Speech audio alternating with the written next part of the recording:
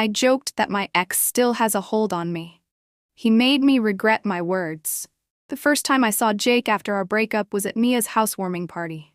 6 months had passed since he'd packed his things and left our apartment without looking back. 6 months of me pretending I was fine while crying into my pillow at night. 6 months of checking his social media, despite promising myself I wouldn't. I hadn't expected him to be there.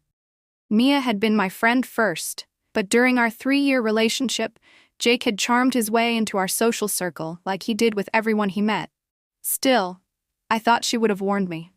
"Sorry," Mia whispered when she caught me frozen in the doorway, wine bottle clutched to my chest like a shield. "He showed up with Ryan. I didn't know they were still friends." I nodded, trying to appear nonchalant. "It's fine, really, ancient history." Jake stood across the room, laughing with a small group. He looked good, better than good. His dark hair was shorter, and he'd filled out his lean frame with what looked like regular gym visits. When he smiled, I felt that familiar flutter in my stomach, and I hated myself for it. "Want me to run interference?" Mia offered. I squared my shoulders. "Absolutely not. I'm totally over him." This was a lie, but I was determined to make it true by sheer force of will. I'd rehearsed this moment in my head countless times, imagining myself coolly indifferent, perhaps even mildly amused that I'd ever found him so irresistible. "Besides," I added, trying for humor as I handed Mia the wine, "it's not like he still has a hold on me or anything." I didn't know then how those casually tossed words would come back to haunt me. The party was going well, all things considered. I'd managed to avoid direct contact with Jake while maintaining the appearance of someone having a marvelous time. I chatted animatedly with friends, laughed too loudly at jokes, and kept my wine glass perpetually half full. "You're doing great," my friend Zoe assured me, squeezing my arm. "He's definitely noticed."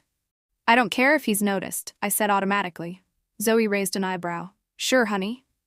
I excused myself to use the bathroom, needing a moment alone. I splashed cold water on my face, careful not to smudge my carefully applied makeup, and stared at my reflection.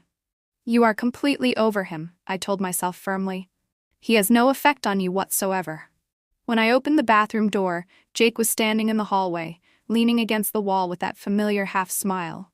"Hey, Emma," he said, his voice as warm and rich as I remembered. "Jake?" I nodded, aiming for polite disinterest while my heart hammered against my ribs. "You look good," he said, his eyes traveling over me in a way that made my skin tingle. "Thanks." I smoothed down my dress, a sleek black number I'd bought specifically because it was nothing like the clothes I'd worn when we were together. "You too." An awkward silence stretched between us, filled with all the things we weren't saying. "So," he finally said, "Mia tells me you got that promotion. Congratulations." I was surprised he knew about that. "Thanks. It's been keeping me busy." "I always knew you'd go far." There was a hint of something in his voice, pride, maybe, or regret. Before I could respond, someone called his name from the living room. "I should go," he said, but he didn't move. "Probably," I agreed, not moving either. His eyes met mine, and for a moment I was transported back to our first date, the first time he'd kissed me, the countless nights we'd spent planning our future. Then I remembered how easily he'd walked away from all of it. I stepped around him. "Nice seeing you, Jake." "Emma, wait." But I was already moving down the hallway, back straight, eyes forward, refusing to look back, just like he had done 6 months ago. "I need another drink," I announced, joining Zoe in the kitchen. "Whoa, slow down," she cautioned as I poured myself a generous glass of wine. "What happened?" "Nothing, just a brief, perfectly civil exchange with Jake. And nothing. It was fine, I'm fine." I took a large sip, completely over him. Zoe didn't look convinced. "You know, it's okay if you're not. It was a serious relationship, Em. No one expects you to just switch off your feelings." "Well, he did," I muttered bitterly. Before Zoe could respond, the kitchen door swung open, and in walked Jake with an empty beer bottle. "Ladies," he nodded, moving to the refrigerator. Zoe looked between us, then made a transparent excuse about checking on something in the living room, leaving us alone. I concentrated on examining the wine label as if it contained the secrets of the universe. "You're avoiding me," Jake said, uncapping a fresh beer. "I'm at a party, socializing. Not everything revolves around you, Jake." he chuckled, the sound sending an unwelcome shiver down my spine. Still as direct as ever. Some things don't change, I replied, finally looking at him, and some things step closer. I've missed that about you, Emma, your honesty, I scoffed.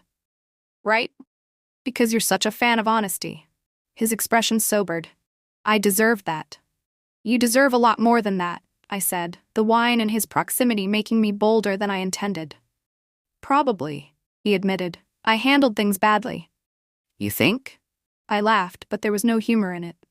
You walked out after 3 years with barely an explanation, Jake. You said you needed space and time to figure things out. How's that working out for you? His eyes darkened. Not great, actually. I wasn't prepared for his candor, and it momentarily knocked me off balance. Well, that's not my problem anymore. I know, he said quietly. I just thought, maybe we could talk. Really talk. We had our chance to talk, I said, moving toward the door. You weren't interested then. I'm not interested now. As I brushed past him, his hand caught my wrist, gentle but firm. Electricity shot up my arm at his touch. I froze. Please, Emma, he said softly. Just 5 minutes. I looked down at his hand on my wrist, then back up at his face. I should have pulled away. I should have told him to go to hell. Instead, I heard myself say, fine, 5 minutes. We ended up on Mia's balcony, the cool night air a welcome relief from the warmth of the crowded apartment. The city lights sparkled below us, a perfect romantic setting that I resented. So talk, I said, crossing my arms. Jake ran a hand through his hair, a nervous gesture I remembered well. I don't even know where to start. How about with why you're suddenly interested in talking after 6 months of silence? He nodded, accepting the challenge. I've been doing a lot of thinking. A lot of self-examination, I guess you could say. Good for you, I said flatly. I deserve your anger, he acknowledged. But I want you to know that leaving wasn't about you. It was about me being scared. Scared of what? Of how much I loved you, he said simply. Of how completely my happiness depended on you. It terrified me, Emma. I'd never felt that way before, and I panicked. I stared at him, incredulous. So you walked out because you loved me too much? That's the excuse you're going with? It's not an excuse, it's the truth. He turned to face me fully. My dad left when I was 8, remember? One day he was there, the next he wasn't. My mom fell apart. For years, I watched her define herself by his absence, and I swore I'd never let another person have that kind of power over me. So instead, you became exactly like him, I said coldly. He flinched as if I'd slapped him.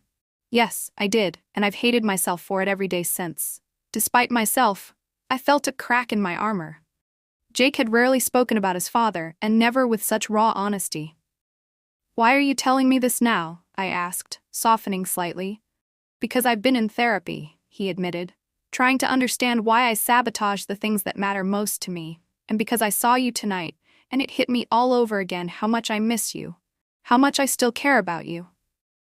I turned away, looking out at the cityscape to hide the emotions I knew were playing across my face. It's too late, Jake. He moved closer, not touching me but close enough that I could feel his warmth. I know I have no right to ask, but is there someone else? That's not relevant, I replied, avoiding the question. It is to me. I sighed. No, there's no one else. I haven't been ready for that. Hope flickered in his eyes. Do you think there's any chance for us? To at least try and talk through things? Part of me wanted to say yes. The part that still woke up reaching for him in the middle of the night. The part that had never quite accepted that our story was over. But another part, the part that had pieced myself back together, had built a life without him. That part was screaming caution. I don't know, Jake, I said honestly. You hurt me. Really hurt me. I know, he whispered. And I will spend as long as it takes making that up to you if you'll let me try. Before I could respond, the balcony door slid open, and Mia poked her head out. Sorry to interrupt, but we're about to cut the cake, she said, glancing between us curiously. We'll be right in, Jake told her. When the door closed, he turned back to me. Think about it, please. Maybe we could get coffee sometime, neutral territory. I hesitated, then nodded slowly. I'll think about it. His face lit up with a smile that made my heart flip traitorously in my chest. That's all I'm asking for, he said, reaching out tentatively to squeeze my hand. As we rejoined the party, I caught Zoe watching us with raised eyebrows. I shook my head slightly, a signal that we'd talk later. But inside, my emotions were in turmoil. The wall I'd built against Jake was still standing, but there were definite cracks forming in the foundation. The week after the party, I threw myself into work, trying to distract myself from thoughts of Jake. It wasn't entirely successful. His words kept replaying in my mind, along with memories I'd tried so hard to suppress. Zoe had been skeptical when I told her about our conversation. "Just be careful," she warned. "Remember how devastated you were." I did remember. All too well. The sleepless nights, the loss of appetite, the constant gnawing ache of his absence. Could I risk going through that again? On Friday afternoon, my phone buzzed with a text from an unsaved number, though I immediately knew who it was. "Emma, it's Jake. Been thinking about you all week. Any chance you've considered that coffee?" I stared at the message for a long time, my thumb hovering over the keyboard. Finally, I typed, "Tomorrow, 2 p.m., Lighthouse Cafe." It was my favorite coffee shop, a place Jake and I had never been together. Neutral territory, as he'd suggested. His response came immediately, "I'll be there." "Thank you, Emma." That night, I stood in front of my closet for an embarrassingly long time, trying to decide what to wear. I settled on jeans and a soft blue sweater, casual, but flattering. As I got ready the next morning, I kept reminding myself that this wasn't a date. It was a conversation, nothing more. I arrived at the cafe early, claiming a quiet corner table. My hands were shaking slightly as I ordered a latte. At exactly 2 p.m., Jake walked in, scanning the room until his eyes found me. He smiled, that crooked smile that had always been my undoing, and made his way over. "You came," he said, sounding relieved as he sat across from me. "I said I would." "I know, but I half expected you to change your mind." He ordered a black coffee, the same as he'd always drunk. When the server left, an awkward silence descended. There was so much to say that neither of us seemed to know where to begin. "How's work?" he finally asked. "Good," I replied. "Busy. The promotion came with a lot more responsibility." "I bet you're handling it brilliantly," he said with genuine admiration. "You always were the most capable person I know." "Thanks," I said, then hesitated before asking, "What about you? Still at Grayson and Partners?" He nodded. "Yeah, though I've been thinking about making a change." "Really, you loved that job?" I do, but I've been reconsidering a lot of things lately." His eyes met mine. "Priorities change." I looked down at my latte, uncomfortable with the intensity of his gaze. "So, therapy, huh?" "Yeah," he said, seeming relieved at the change of subject. "Best decision I've ever made. Well, second best." "What was the first?" I asked before I could stop myself. "Asking you to meet me today." I rolled my eyes. "That line work on all the girls?" He laughed, a genuine laugh that crinkled the corners of his eyes. "Only you, Emma. Always only you." The conversation flowed more easily after that. We talked about mutual friends, books we'd read, a new restaurant that had opened near our old apartment. It felt dangerously familiar, this easy back and forth between us.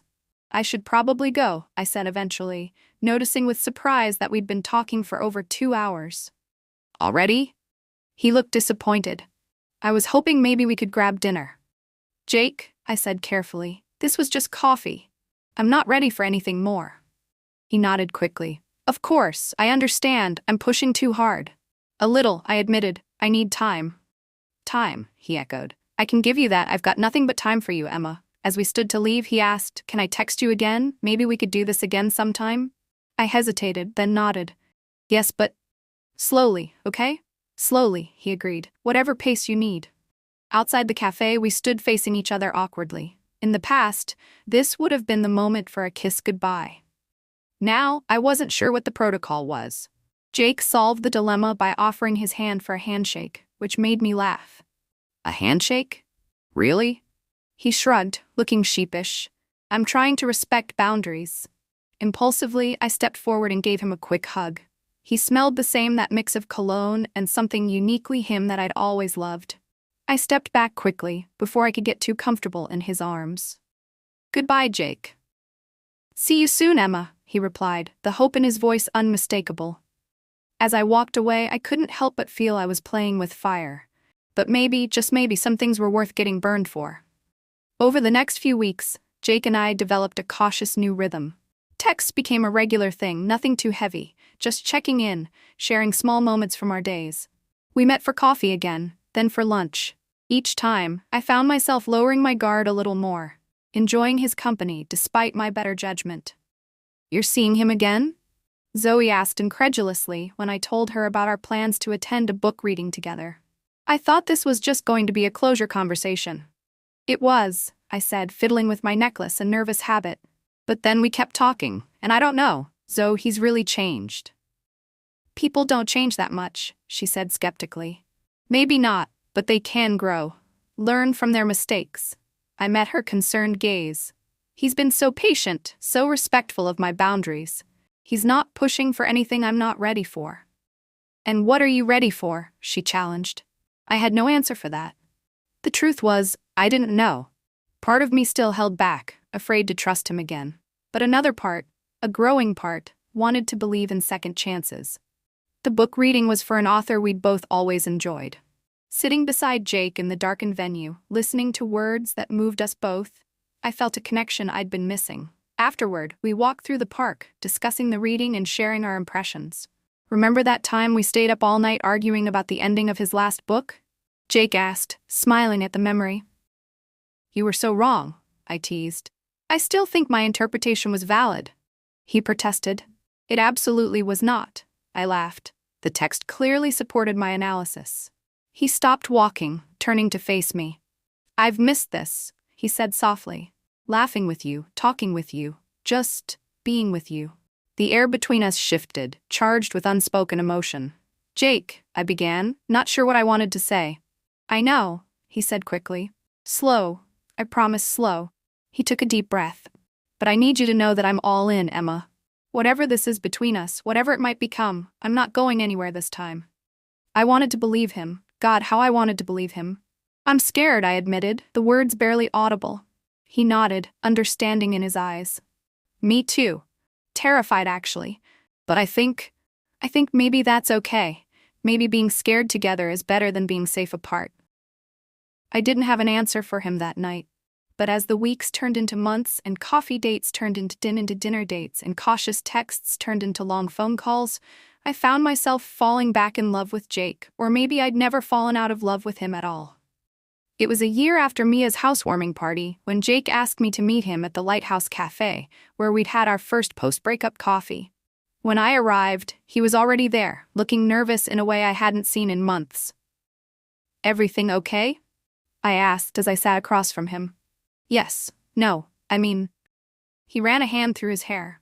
I had this whole speech planned, and now my mind's gone blank. "Jake, you're scaring me a little." He reached across the table to take my hands. "Don't be scared, please. This is a good thing. At least I hope it is." I waited, watching him struggle to find the words. "This past year's been the best of my life," he finally said. "Getting to know you again, earning back your trust bit by bit, it's meant everything to me." "It's meant everything to me too," I said softly. "The thing is, I don't want to be your ex anymore, Emma." He squeezed my hands. "I don't want to be your boyfriend either." My heart stuttered. "What?" In one fluid motion, he moved from his chair to one knee beside the table. Several nearby patrons gasped, and I felt my own breath catch. "Emma Mitchell," he said, pulling a small velvet box from his pocket. "I want to be your husband, if you'll have me." He opened the box to reveal a vintage-style ring with a sapphire surrounded by tiny diamonds. It was exactly what I would have chosen, nothing flashy, but elegant and unique, like the love we'd rebuilt together. "A year ago, you joked that I still had a hold on you," he said, his voice thick with emotion. "The truth is, you've always had a hold on me, even when I was too afraid to admit it. I promise to spend the rest of my life proving I'm worthy of that hold. Will you marry me?" Tears blurred my vision as I looked from the ring to his hopeful face. In that moment, all my lingering fears seemed small compared to the certainty I felt. This man, flawed, complicated, but fundamentally good, was the one I wanted to build a life with. "Yes," I whispered, then louder, "Yes, I'll marry you." The cafe erupted in applause as Jake slipped the ring onto my finger and pulled me into a kiss that promised a lifetime of second chances. Later, as we celebrated with champagne, I teased him. "So I still have a hold on you, huh?" "Always have," he admitted, pressing a kiss to my palm. "Always will." "Good," I said, leaning in to kiss him again.